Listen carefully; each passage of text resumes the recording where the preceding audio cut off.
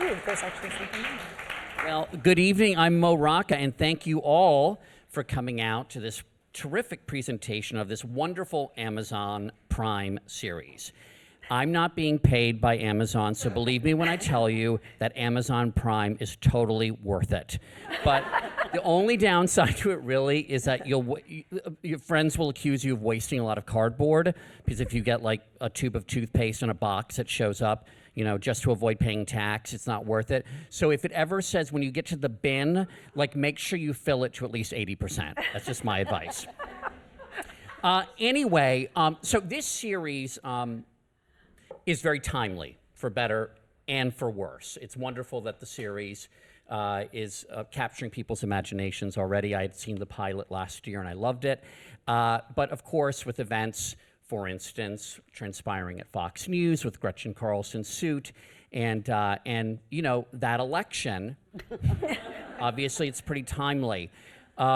So we'd like to thank Village Voice for making this event possible and acknowledge the work, their work in helping to present this. And tonight we are joined by a panel of remarkable women. And I want to go ahead and introduce this esteemed panel of accomplished, nasty women. Okay.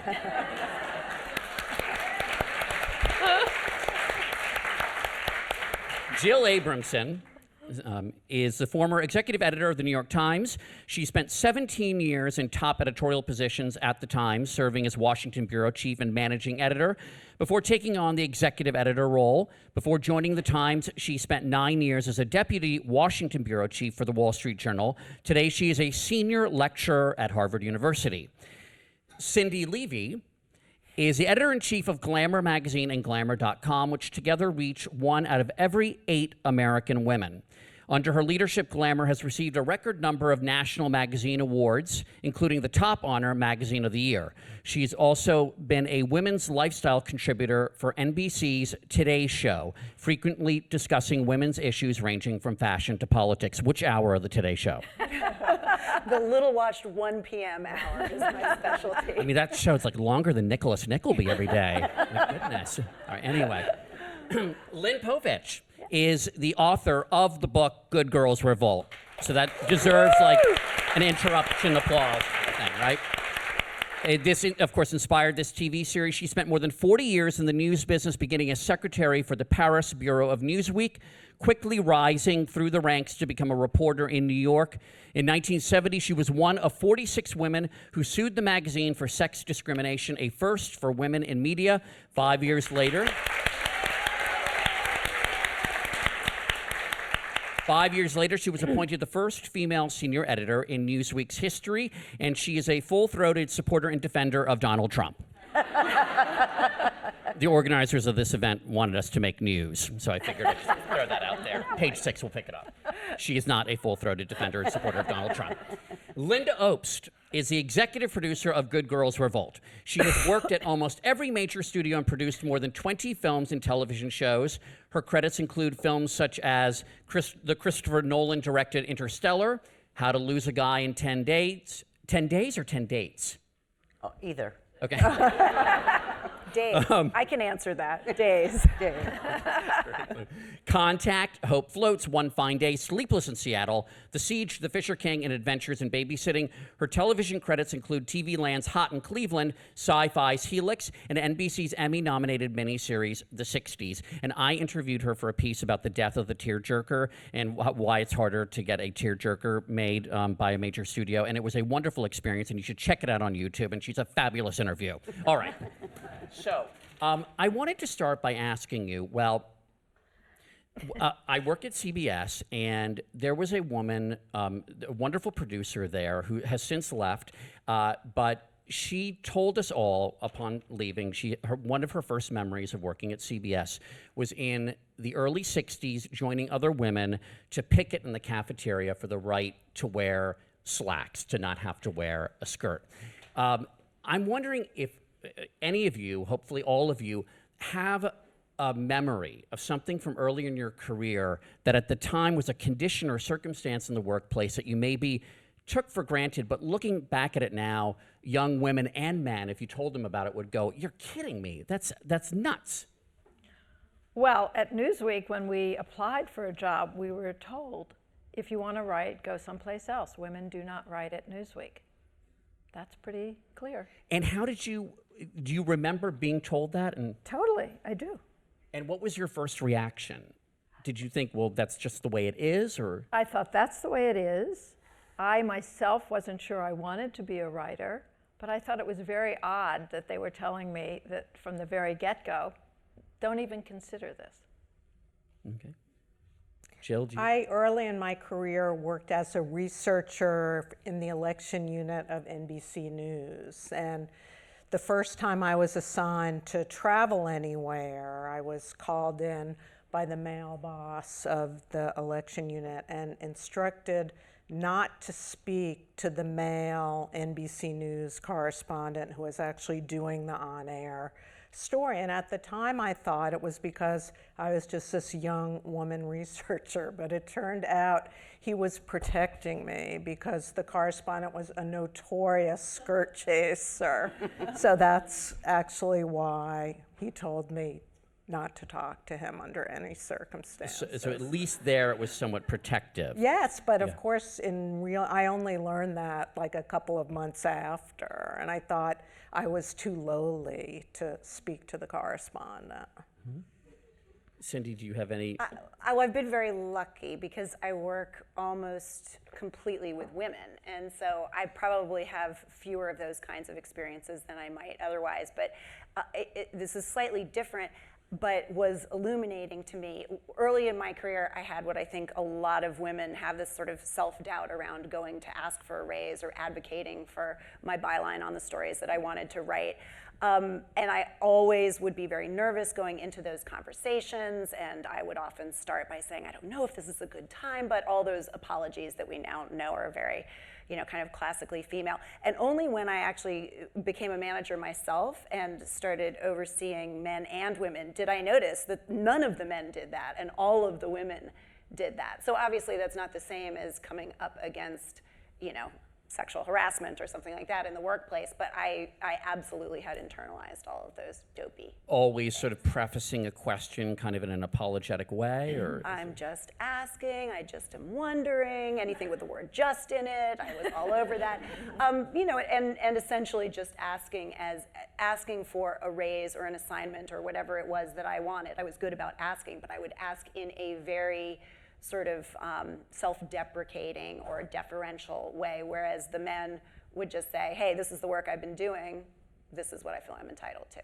Right, interesting. Which for the men, especially white men, is just kind of is a norm. It's not obnoxious. It's just it wasn't obnoxious. It wasn't. Yeah, I mean, right. Some men are obnoxious, as are some women. But I interpreted it, with most of my first experiences of that as a manager as just forthright and direct, and actually a relief as a manager not to have to hear all of the sort of self-deprecations and the kind of internalized put-downs. Okay. And Lynda, what about you? I think I'm going to have to talk about the movie business because my experience at the Times was affected by the fact that I was the very lucky beneficiary of the Times lawsuit. I came in, I think, that almost immediately after the suit. And I feel that I was almost the first beneficiary of Abe Rosenthal trying to prove that he could be wonderful to a woman, which I did not know at the time. And wonderful not in the sense in which Abe Rosenthal was famous for being wonderful to women, which was not what they necessarily wanted. So he wanted to mentor me, and he did. And I didn't realize until I looked around and saw some very unhappy sidelined women who had sued the paper and were, as a result, blacklisted pretty much at the paper, that that had happened, and that my good luck at the Times was a result of their efforts. But when I got to Hollywood, it was the crazy early 80s, and everyone was on cocaine. So their testosterone-fueled fantasies were really fueled. My boss was, my secondary boss was locked up in his office with hookers and blow, and I couldn't get in. It was really wild, and women were basically doing all the reading. Men didn't have to read, your bosses didn't have to read, so you dispensed water in meetings and then explained what the material was about to your boss, and then sat quietly at the meeting. So it was kind of psychedelic. But I just was in shock for the first 2 years, sort of in shock. But I think the most, once I gained entry to the sort of inner sanctum, then I was really stunned by what I had to work with there, which was the sort of good news, bad news joke of getting into the inner sanctum, which was finally I was allowed in a meeting where the heads of the studios were packaging the movies and picking the women to co-star against the men. And there was a movie that we had two great male stars. So which woman would be the co-star wasn't necessary from a financial point of view. But it was a woman's part that was a CIA agent who had given ammunition to the Kurds during both to the Kurds and to basically what became Al-Qaeda in Afghanistan during the blowback. So we thought she had to be pretty smart. And they started suggesting models in the room. So the director, Ed Zwick, and I were like, well, we really want, and I can't mention her because the abuse was so intense, but they started mentioning models and lovely people that really couldn't understand what a Kurd or Afghanistan was. So we said, we want this person who's super smart, wonderful actress that I know everyone in this audience adores, an Academy Award-winning actress. And they said, oh, we can't hire her. We would never, can I say a bad word? We would never fuck her. And I was like, I can't make a face. I remember sitting in that chair thinking, I can't make a face now, because if I make a face, I'm not going to be invited back into this meeting. They won't let me in again. So I have to influence this conversation without being apparently as freaked out as I now am. So whenever I'm in that situation, I laugh because I'm so uncomfortable. So I'm like, ha ha ha ha ha. And like he didn't really mean it, you know? But she's such a great actress and she can run guns to the Kurds. And Ed and I were sort of doing, and they were like, but, you know, since she had kids, she's turned into a big bag. And I realized how they'd been talking about women in these meetings, and I'd been in the business for maybe 8 years by then, and I felt like such a rube. And I thought I knew so much, and it turned out that I didn't know anything. And I was sort of being flattered by being let into the conversation. They were treating me like another man. And I remember leaving and just feeling so soiled and conflicted about how I'm supposed to behave in that circumstance. But that was the business as usual. Now, the nice thing is they can't say that anymore in these meetings. But And had you expected going from the Times to Hollywood that it was going to be more progressive, more enlightened, or? I didn't know what to expect. What to expect? I did not expect that my stationery would have 2/3 of a logo and no room to write. Compensation. That's very funny. Lynn, you personally lived through the events in, I'm not sure how much you had to do with the production of the show, but when you look up there at the screen, does it sort of take you back to when you actually lived through it? It does. I mean, first of all, walking into the set of the newsroom was extraordinary because Janine Opalwall, the production designer that Lynda hired, is an Oscar nominee person. She did Secretariat, and Catch Me If You Can. Reconstructed the set. It's a different configuration. We didn't have an open newsroom like that, but the typewriters, the Rolodexes, the dial telephones, the pipe stands, the postage, the postcards with 2-cent stamps, everything. It was like walking back into Newsweek in 1969. It was overwhelmingly wonderful. It was a wonderful place to work. And so everything was really authentic. The costumes were wonderful. And seeing, again, the arc of the story, it's all fictionalized. There is no me. The characters are all fictionalized. But the arc of a group of young women in their 20s who sort of come to realize that this is not the way things should be and begin to think about how they're going to change the situation is very true to the spirit of exactly what happened. When when President Obama, several times when he's talked about race relations, he'll say, as bad as things may seem, over the longer arc of history, things have gotten better. There's a good reason to be optimistic.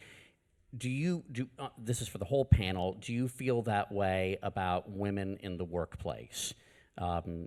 Despite the bumps, the flashpoints now, do you think, well, there is reason to be optimistic? I mean, things have changed this much or not this much?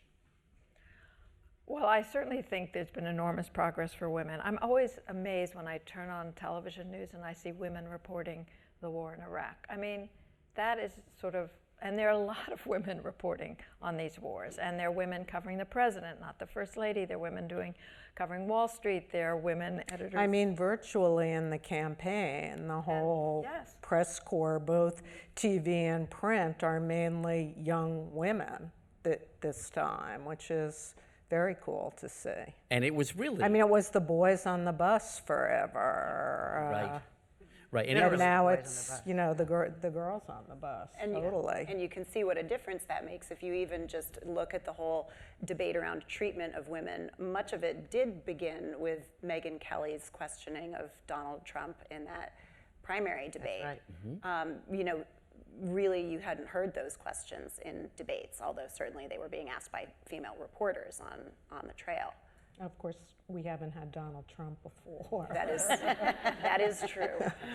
But the reactions to the charges against Donald Trump, does that give you some encouragement versus, say, the reactions to the charges that Anita Hill made against Clarence Thomas and the women against Bill Clinton, and now it's sort of like 3 different stages. Right. Except I wrote, an entire book with Jane Mayer about the Clarence Thomas, Anita Hill imbroglio, and the thing that is so reminiscent of that event to me, watching the Trump accusers come forward, is how his supporters and he, completely debunked them and immediately called them discredited. And I'm, I guess, hopeful that they're a minority now, where, immediately after the Hill-Thomas hearings, a majority of the country believed him and not her, although 1 year later, that had completely reversed itself. And I wonder how many people, they're the surrogates and the spokespeople trying to discredit the women, but I'm wondering how many people out there believe the women. Very few. I mean, very few believe that they should be discredited. Right. Yes. I think the women are widely believed. Enormously better. What's our definition of very few? Well, I just saw a poll. It was like 67% or something like that, which is pretty good for America. I feel, I'm a big Pollyanna. I'm sort of famous for being a Pollyanna. But I remember when we just first pitched the show, which was obviously, we knew that it was going to be the year of Hillary, but we certainly couldn't have anticipated who the Republican nominee was. We couldn't have anticipated, the wonderful responses to Nasty Woman that we're getting, and the kind of joyous feminist responses that bad hombres for nasty women are getting and things. But there was a fear that feminism itself had a kind of, and certainly in Hollywood, the young women were sort of rebellious and backlashed for a while against feminism and going around saying, well, I'm not a feminist, because it had kind of a grumpy, sort of braided hair under the underarms kind of feeling. And That would be very uncomfortable, but and I think people kind of felt like, I really don't want that discomfort, and maybe boys won't like me as much. You know, there was that sort of going on.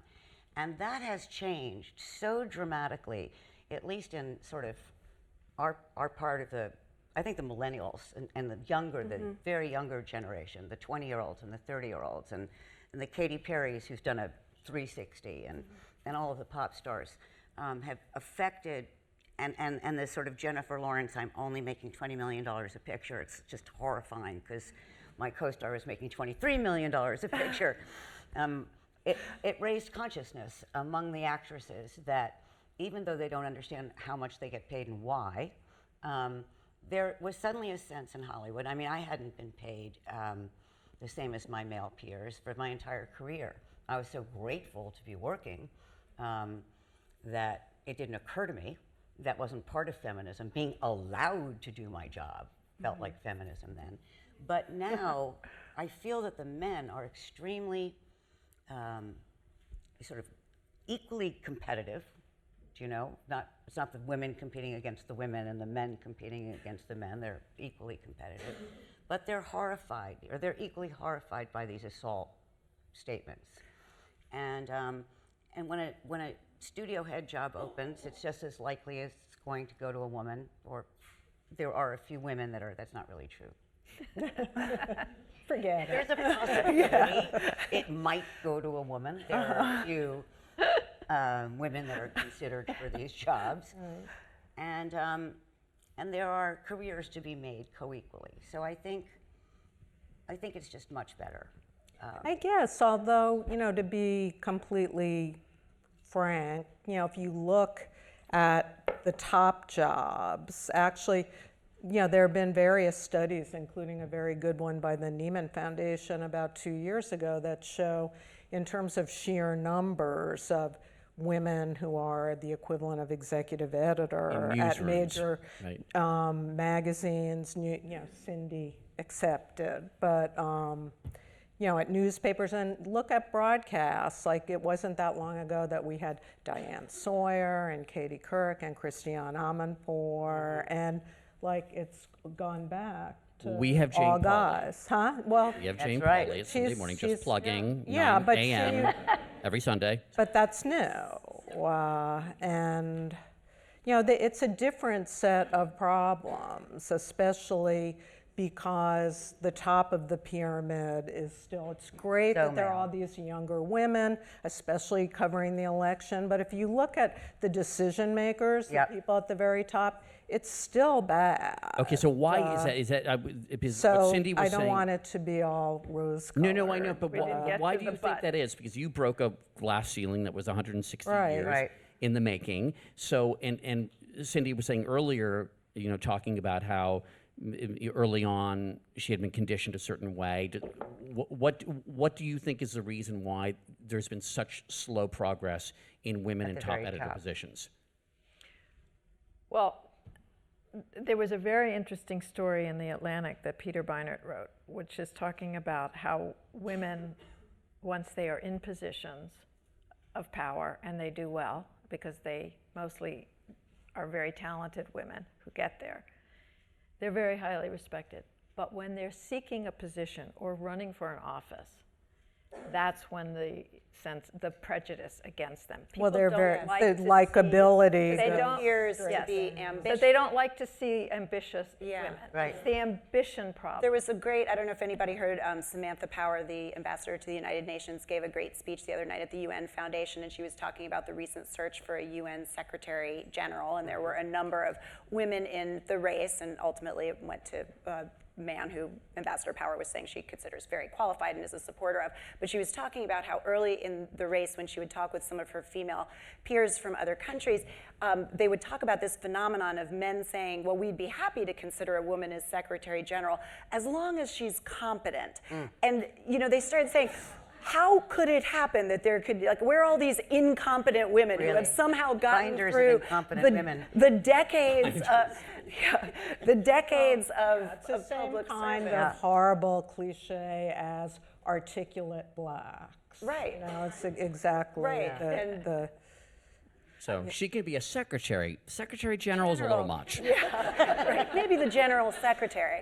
But I mean, to your earlier question though about whether things are getting better, attitudes are changing. It seems to me that at least with young women, our audience is mostly women in their 20s and 30s, that there is this sort of new feeling of we are just not going to put up with this BS anymore. Now, whether the laws will ultimately back them up, whether they will find themselves blocked, by people who don't agree, we'll see. But it seems to me to be a different attitude from about 5 or 6 years ago. I remember we did some reporting on sexual harassment. One of the things that really troubled me was that so many young women were saying that they encountered it, but they just didn't want to make a big deal about it. It was almost like a badge of honor for them to deal with it without going to the authorities, and they would sort of roll their eyes about it, but there was not this indignation that right now at this particular moment I feel like we're hearing. Women just are pissed off that this is the sort of water that they're expected to swim in, that this is the climate that surrounds you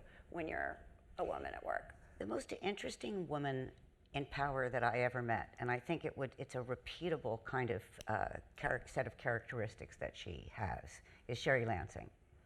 And she was at Columbia, right? What was her studio? She was at Paramount for years sorry. and years.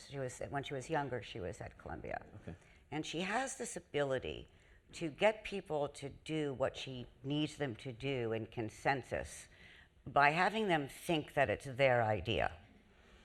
And I used to study her because I'm kind of the opposite, And I used to think, now how can I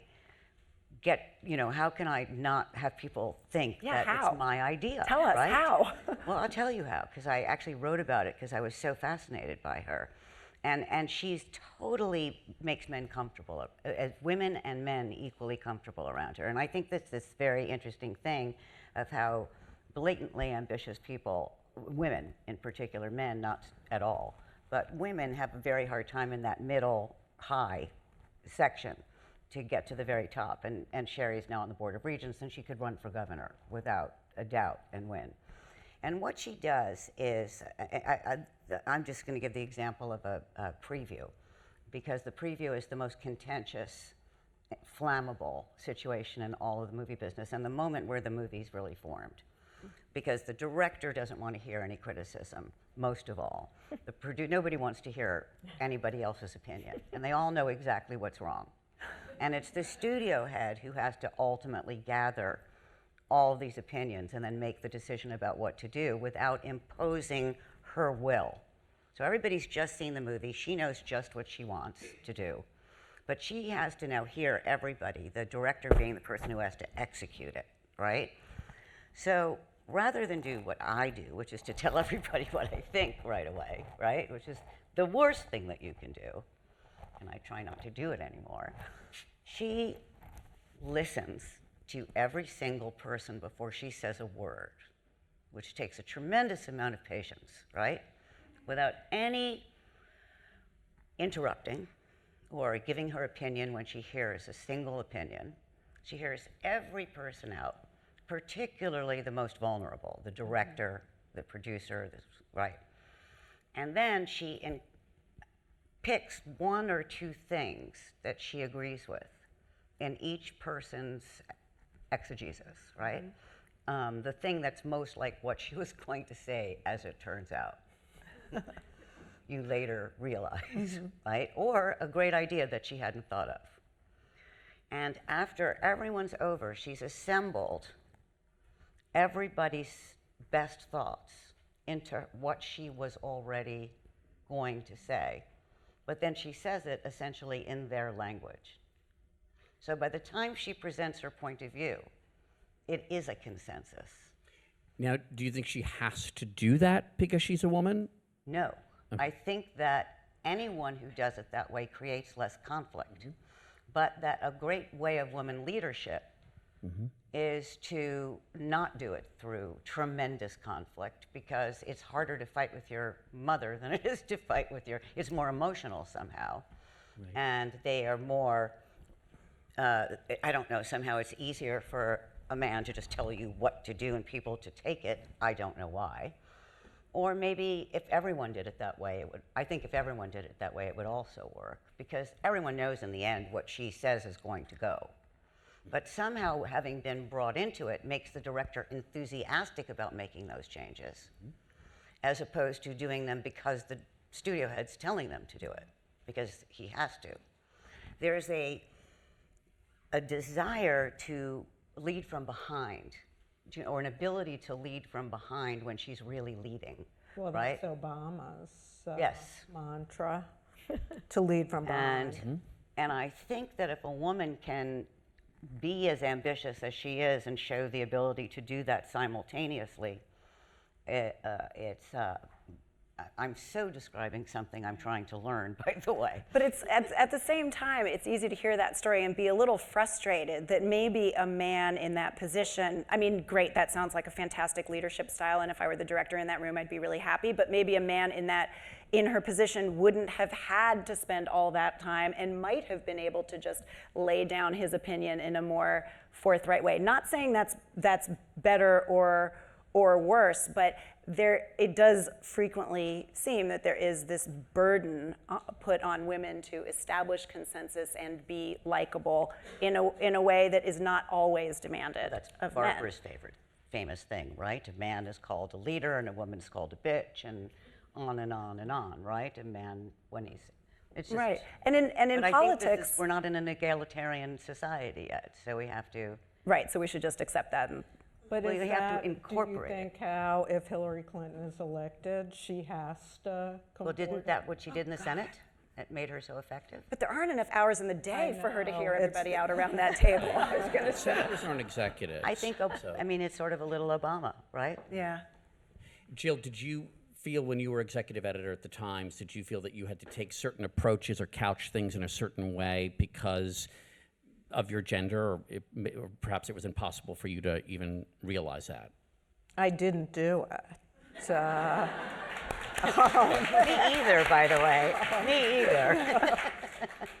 You know, I guess what surprised me, because I had been managing editor, which is the second in command of the newsroom for 8 years, that being in the top job, the perceptions of me would be so dramatically different, and that things about me would be scrutinized and overly scrutinized in a completely different way as being in the top, the first woman to have the top job. And I think I did not fully expect that. I just felt like everyone, has worked around me for so long.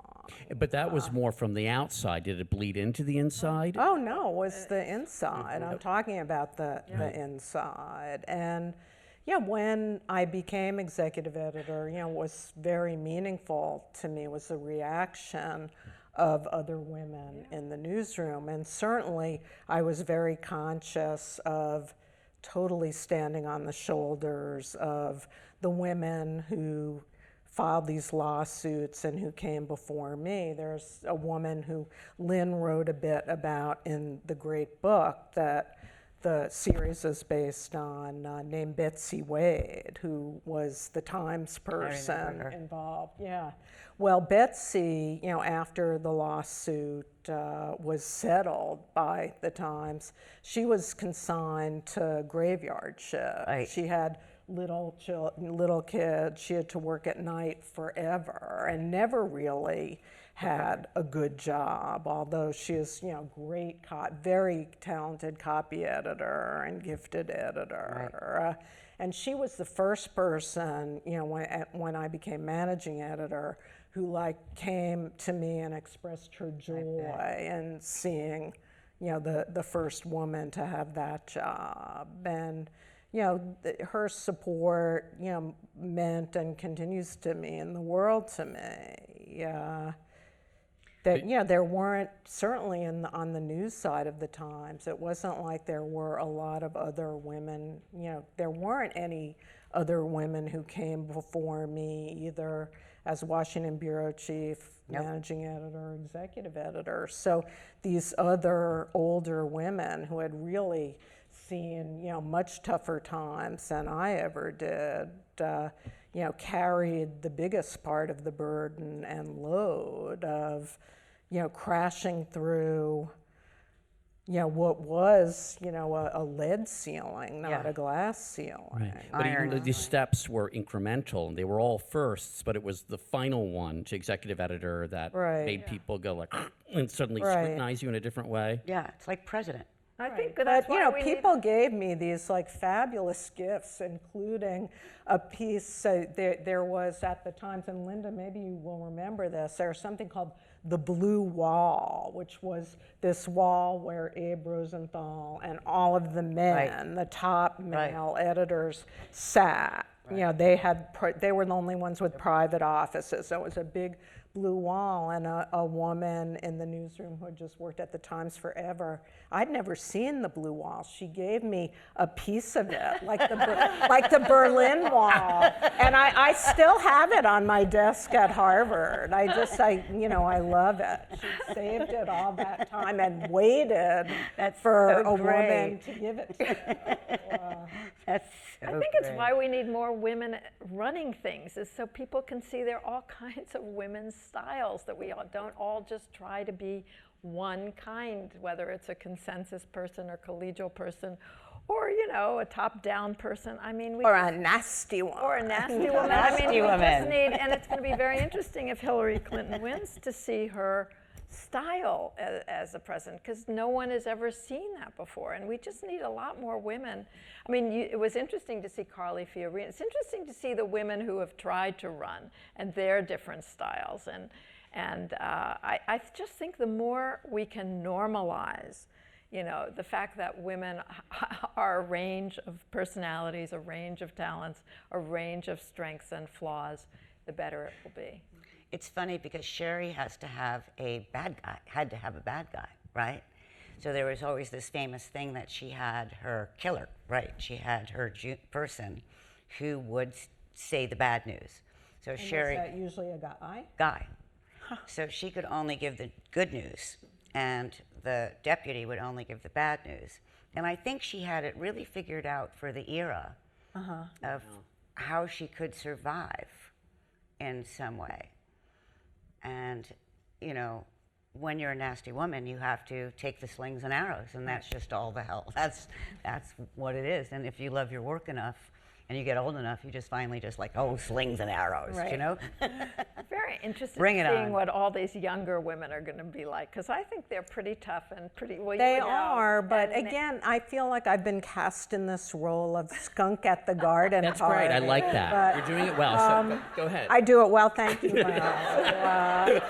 But, I have a daughter who's 33, and she's a surgeon, and, still in the medical profession. There aren't that many female surgeons, and, she had an experience, she has come across, discrimination and some tough times in the operating room. But this was fascinating. Her husband is a surgeon too at the same hospital, and they went to a black tie dinner together.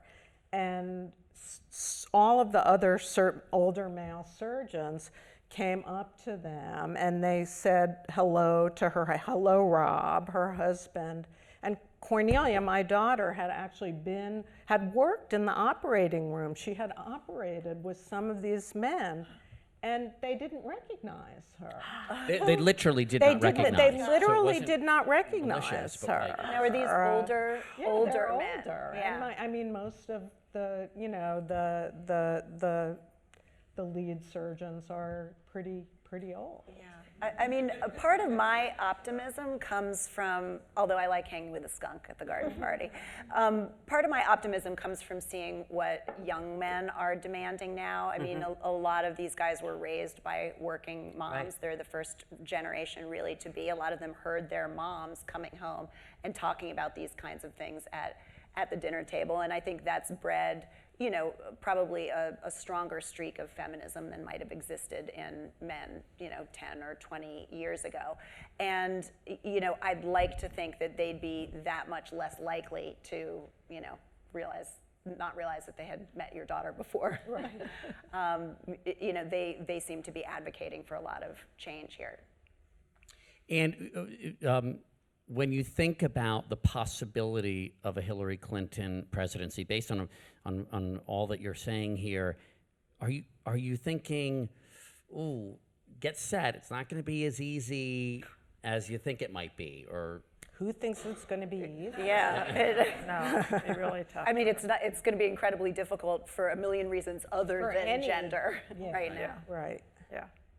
Okay. But do you think it'll be specifically difficult, more difficult because? I do, because I completely don't understand all of the hatred that she seems to engender. It doesn't make any sense to me at all, but I realize it's there, and Donald Trump has already set the table to delegitimize her. And I just think, the hate machine that's built since she was first lady and came to Washington in '93, that it's gotten kind of bigger and bigger, even though, the extreme right is not the majority of the country, that they're just gonna, continue to go to town on her and try and tie her up in knots and litigate and all of that. I don't think any of that will succeed, but it's gonna make life hard. I mean, I think all of that is definitely true. I do think that young women now are more for her than they were a year ago, and that Trump has done her a huge favor in that regard, because there was this sense, a year ago when it was kind of conventional wisdom, whether or not it was true, that, young women aren't really warming to Hillary Clinton, they're more for Bernie Sanders, if you look at the numbers. A lot of those women now are like, we have your back, Hillary. We are here for you. We know how hard this has been. I'm wearing my Nasty Woman t-shirt. They're lining up behind her, and I think that's true. And I think she's got a small army of fired up young women now that she didn't have a year ago. How much do you think that Access Hollywood tape mattered? A lot. A lot. The tape mattered. I don't think it mattered for these younger women. I think it mattered hugely for suburban Republican, somewhat older women. Yeah. I think it mattered also for young women, too. I think it did too. But the key in terms of turning the electoral votes, tide, it was suburban Republican leaning. Well, it was the tape, and then it was him denying on the Sunday night after the tape that he had actually done any of those things, which prompted so many women to come out and say, we remember otherwise. And by the way, this was a landmark at the New York Times because they printed all the words in full. Right. Would you have made that same decision? Of course. No, I mean, the news event requires that you have the words. And, the Times made the exact right call on that. Right. It would have seemed awfully prim in this day and age not to, right? When my mother was texting it, probably. She was not. She was not texting it. I think she was horrified, but everyone's using these words now. It's crazy. Well, on that note, and I had grab. That's terrible. Okay. Well, there's going to be a book signing in the lobby. Lynn is going to be signing the book. Is that right? That is correct. And then we're going to be giving away the Village Voice because it's free. And it has been for a while. We've been really obnoxious. We tried to sell it to you. And I want to thank these four not at all nasty women. I think really they're more like bad hombres. The good kind. Thank you all very much.